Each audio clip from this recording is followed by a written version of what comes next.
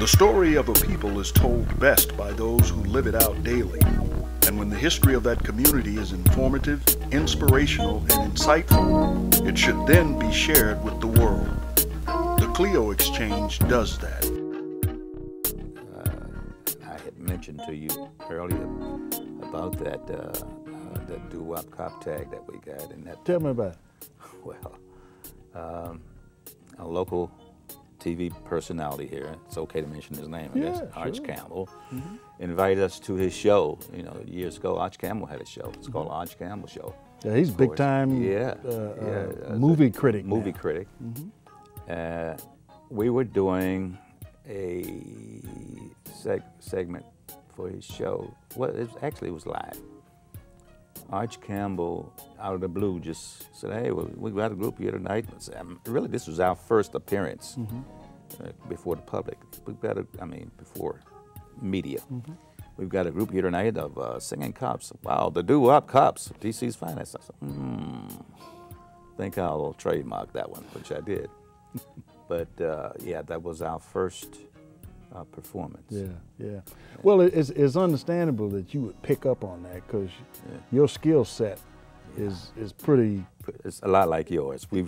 Yeah, I mean, marketing is kind of what you do. Marketing is it's pretty close to being my first love between singing and marketing. Okay. I have inventions and trademarks and things like that. Right, and you've kind of been the force behind developing the image and all of that for the group, right? Right. Yes, I have. And so where do you see doo-wop going now? Thanks to people like you and I, it's going to go right back where it should be, up to the top. Let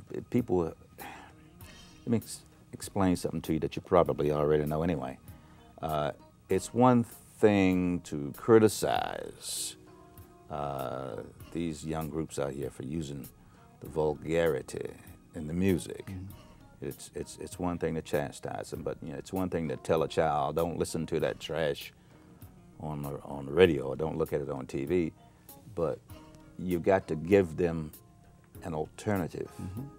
Okay, if you don't play doo-wop on the radio, you don't. I mean, hey, what are you talking about? That's like telling a kid, don't listen to music. Yeah. You've got to, give him a choice, he or her. Got to give them choices.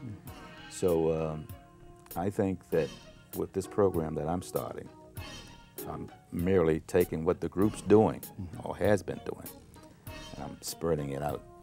That's wonderful. I'm asking other groups to work with kids in schools, to go to schools like we do, okay, to get yourself a group or two. Let's put them together, and that's you teach your group, I teach my group, and then we'll have a little competition. Yeah. Have you reached out to the existing groups that are still, from the '60s, that are still performing, to be a part of it? I mean, because I would imagine like the Temps and the OJs, they could do a cappella with the eyes closed. Yeah. I have started to reach. Actually, your show here today is like. The word I want to use. It's like a starting point. Okay. It's just insofar as reaching out. I'm honored. Yeah, reaching out. I have spoken with some groups and some artists. I have spoken with other TV stations that play a lot of oldies, that put on a lot of oldies, and they're very excited about it. So, what about the fella in Cleveland that seems to have pulled together all of the groups from the 50s and 60s and done all these? He's created a multi-million-dollar company around the PBS broadcasting of those performances. I spoke with them. I spoke with them, and they're very excited about it. It's just getting it done.